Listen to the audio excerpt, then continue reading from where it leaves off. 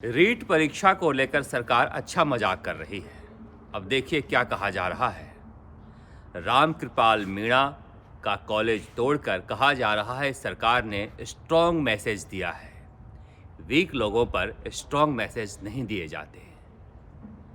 Doctor Dharmpal Jaroli, पूर्व chairman Rajasthan माध्यमिक शिक्षा बोर्ड ने अभी तक सरकारी मकान भी खाली नहीं किया है और आप कह रहे हैं कि हमने रामकृपाल मीणा के कॉलेज पर बुलडोजर चला दिया। साथ ही यह भी बता देते पिछले 3 सालों से कौन मंत्री था, कौन विधायक था जिन्होंने जेडीए फोन करके इसके अवैध निर्माण को तोड़ने से रुकवा रहा था। अगर निर्माण तोड़ा ही गया है तो सारी कहानी भी जनता के सामने रखनी चाहिए। मैं आपको बता दूं कि जेडीए के तरफ से काफ़ी लंबे समय से इसे नोटिस दिया जा रहा था, मगर सरकार में बैठे कुछ लोग इसको पनाह दे रहे थे और इसके अवैध निर्माण को बचाए हुए थे। और अब जिस तरह से फिल्मों में आपने देखा है, जैसे ही डॉन पर आती है, डॉन अपने गुर्गे को मरवा देता है। वही हालत रीट परीक्षा की जांच में भी हो रही है। जांच के नाम पर बुलडोजर चलाया जा रहा है। होना तो यह चाहिए था कि वहां से सारे दस्तावेज इकट्ठे किए जाते, क्योंकि लगातार बच्चों का फ़ोन हमारे पास आ रहा है कि पिछले 1 साल में आधा दर्जन परीक्षाएं वहां पर आयोजित हुई थीं और परीक्षा शुरू होने से पहले ही पैसे जमा करा लिए जाते थे कि कैसे चीटिंग कराई जाएगी। ऐसी जगह पर सबूत मिटाना अच्छी बात नहीं है, वहाँ से सबूत जुटाया जाना चाहिए था। अभी तक सरकार ने, स्पेशल ऑपरेशन ग्रुप ने यह नहीं बताया है कि रामकृपाल मीणा किसका गुर्गा था, वह कैसे रीट के आयोजन कर्ताओं में शामिल हुआ, किसके कहने पर शामिल हुआ, किस नेता का नज़दीकी था, किसको वह पैसे पहुंचाता था, किसके लिए पार्टियों का इंतजाम करता था।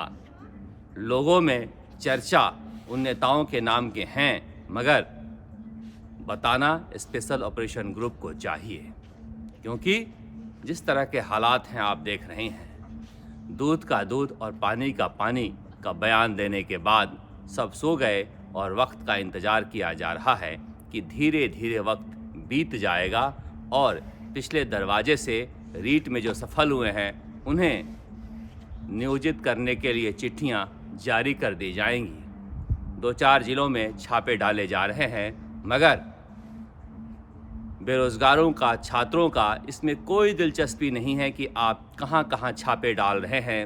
राजस्थान के लोगों की दिलचस्पी यही है कि कौन है वह मगरमच्छ जो तालाब पर कब्जा किए हुए था।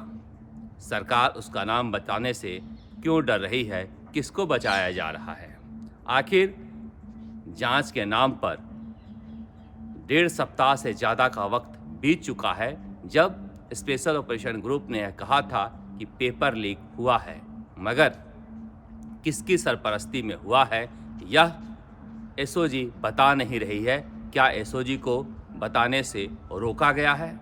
अब कह रहे हैं कांग्रेस के नेता, प्रदेश के अध्यक्ष कांग्रेस के गोविंद सिंह डोटासरा की सरकार सदन में इसके लिए चर्चा के लिए तैयार है। रीट मामले पर बीजेपी आए और चर्चा करे।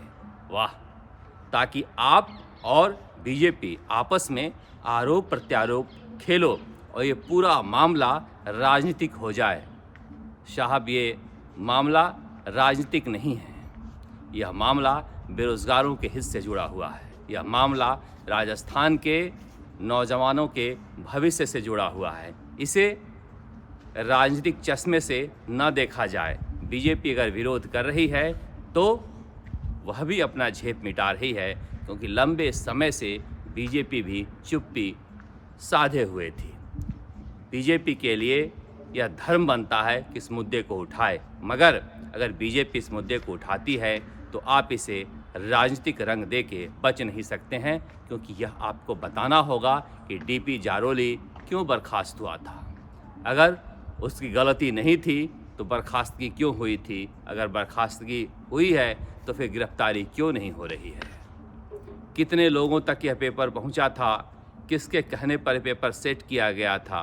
प्रिंटिंग प्रेस का क्या रोल था? प्रिंटिंग प्रेस का मालिक जयपुर में आया तो किस किस नेताओं और अफसरों से मिला? यह सारी जांचें सामने जनता की रखनी चाहिए, मगर करे कौन? क्योंकि जो सबसे बलवान होता है वह तो गलत करता ही नहीं है। गलती कीमत तो केवल राम कृपाल मीणा जैसे छोटे लोगों से मांगी जाती है। अब बताइए, सौम्या गुजर को किस तरह से बर्खास्त किया गया था? अगर हर गलती कीमत मांगती है तो सुप्रीम कोर्ट ने इसे गलती बताया है, इसकी कीमत कौन देगा? मुख्यमंत्री अशोक गहलोत कैसे कैसे लोकतंत्र बचाने की बात करते हैं, कैसे सरकार गिराने की बात करते हैं। कौन भूल सकता है कि जयपुर में किस तरह से नगर निगम में बोर्ड गिराया गया था बीजेपी का। बीजेपी के पार्षद को होटल की छत से कूदाकर भगाया गया। पहली बार राजस्थान के इतिहास में कोई टूटे पैरों से विष्णु लाटा ने मेयर पद की शपथ ली थी। पैरों में फ्रैक्चर बंधा हुआ था और उसके बाद बीजेपी जीत गई तो मेयर को ही बर्खास्त कर दिया गया। जांच के नाम पर अब तक जांच नहीं हो पाई और इस मामले में सुप्रीम कोर्ट को दखल देना पड़ा। मुख्यमंत्री अशोक गहलोत को यह साफ करना चाहिए कि इस गलती की कीमत कौन भुगतेगा। अलवर के जांच में भी यही हालात बने हुए हैं। अखबार वाले लिखते हैं कि पीड़िता के कपड़े पर सीमन पाया गया। अखबार वाले लिखते हैं कि पीड़िता के पिता कह रहे हैं कि सरकारी अधिकारी और कुछ नेता लालच देकर मुंह बंद कराना चाहते हैं, मगर सरकार जांच ही बंद कर चुकी है। जिस जोमेटो बॉय को पकड़ा था उसे छोड़ दिया गया है। जांच के नतीजे क्या हुए यह बताने के लिए कोई तैयार नहीं है। कह रहे हैं सदन में चर्चा कर लेना। सदन के चर्चा में क्या होता है? सिर्फ मनोरंजन होता है। कुछ आप आरोप लगाते हो, कुछ पुराने आरोप पलट के सामने वाला लगा देता है और बीच में जनता समझ नहीं पाती है उसने क्या खोया क्या पाया। इसलिए राजस्थान के बेरोजगार नौनिहाल जो कुछ खो रहे हैं उसे पाने की कोशिश सरकार करे, क्योंकि अकेले केवल रीट के लोग नहीं हैं।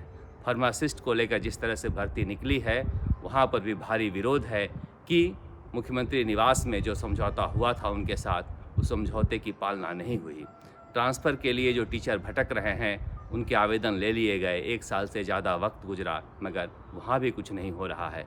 सचिन पायलट के ऊपर दबाव पड़ा बेरोज़गारों का तो वह सामने आए और पायलट ने कहा कि मैंने तो चिट्ठी लिखी थी कि 50,000 पद कर दिए जाएं, मगर चिट्ठी के बदले चिट्ठी आई कि मुख्य सचिव आपकी चिट्ठी पर विचार कर रहे हैं, मगर क्या हुआ इसे लेकर कोई जवाब नहीं आया। अब पायलट कह रहे हैं मंत्री हो या संतरी हो सबको जो भी दोषी हो सज़ा मिलनी चाहिए, मगर मंत्री और संतरी कौन दोषी है यह सरकार बताएगी तब तो सज़ा मिलनी चाहिए। पायलट की सुनता कौन है? जितना भर बोलना चाहिए उतना बोल लिए, मगर सरकार अगर पायलट की सुनती तो यह हालात बने नहीं होते। तो जिस तरह के हालात बने हुए हैं उसमें हम आवाज़ ही उठा सकते हैं। सरकार के पास ताकत है, सरकार इसे दबाने की कोशिश कर सकती है और कर ही रही है, लेकिन यकीन मानिए हमारा भी कुछ फ़र्ज है, हम इसे लगातार उठाते ही रहेंगे। राजस्थान तक के लिए जयपुर से शरद कुमार।